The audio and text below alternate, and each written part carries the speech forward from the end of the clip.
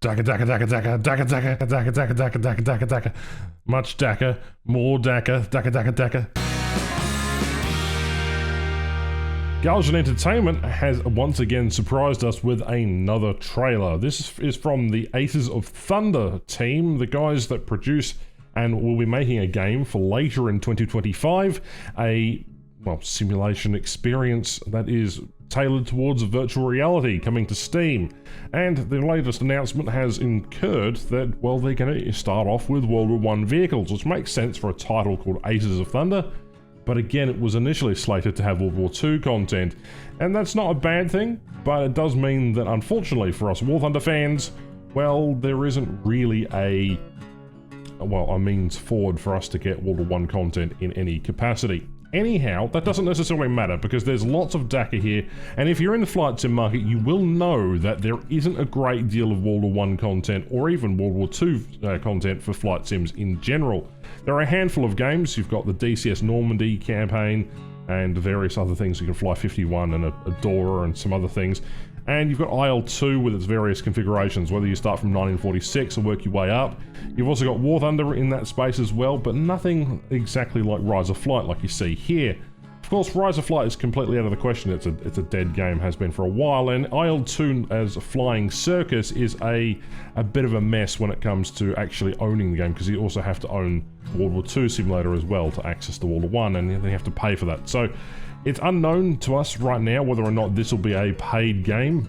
Essentially, it is an ultimate air combat simulator, or at least that's what they're claiming, but we'll have to sort of wait and see on those kind of claims, because it is predominantly going to be a VR ready and a VR title, which is an interesting concept that they later then suddenly decided to expand to PC players.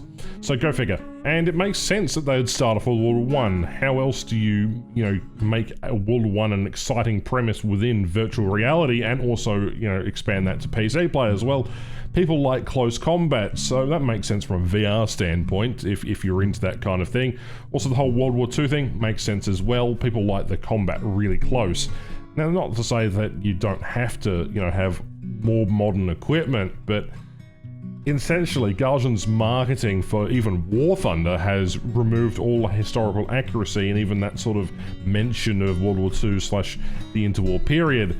And here, they're going full balls to the walls, it looks like, with a game that looks to be particularly interesting. And obviously, being a port from War Thunder, you got to question, why is this happening? Why is this being a thing? Well, I don't necessarily know. That's for Galgen to answer. Essentially, it could be slated that this is just an extension of War Thunder Sim. Why didn't they just add this to War Thunder in the first place? Well, I can't say that Aces of Thunder will draw a great deal of people, but it's going to be interesting to see, because ultimately, unlike War Thunder, this may end up by being a Simcade, unlike flight simulators that already exist on the market. And so being a game that is focused on War Thunder, or at least from the simulation side of things, at least you'll get some semblance of full real controls, and seems to be a perfect conglomerate of a simulation style experience with arcade-esque gameplay. Akin to that of, Simcade's War Thunder simulator, it seems to be more focused on flight and combat rather than its more just simulator aspects, which I think makes this game more marketable and more manageable. You want people to also have fun while also managing that semi-realistic feel, and I think that having an arcadey game set in this sort of time period, and even in the interwar stuff, it would be fascinating. It is a disappointment that it's not coming to War Thunder, but that aside, this is looking to be a particularly interesting game. Especially when VR, you need those close-up distances, and whether or not we actually have track AR or some other sort of tracking stuff for PC players, then maybe it'll get a little bit better, but who knows? All I'm looking forward to is getting on and DACA, because there is an infinite amount of worlds and funny things to do with World War I aircraft that you just can't do in World War II stuff. So the pace is different. The gameplay feels a lot more genuine because you're up close and personal with the enemy, and things happen right in front of you. It's why World War II stuff seems to be particularly popular. But again, it is a very niche market, and it seems to be targeted at War Thunder players specifically. I don't know if it'll be a good thing or not, but essentially, the big concern is, like, it's a cool concept. It just feels weird. Like, you take code and maps from War Thunder, and then, you know, I don't know, move on a little bit.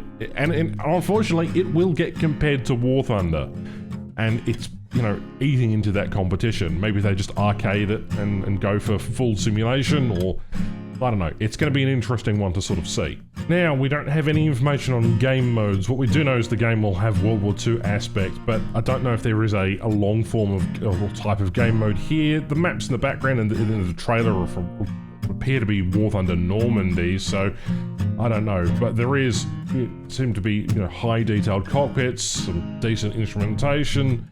Looks to be some different gunner positions and some quite neatly modelled different guns and various other bits and bobs. Of course, I mentioned the mirrors before, and it looks like the battlefield that you fly over is particularly barren, and looks to be at least basic. But it's early days, you know.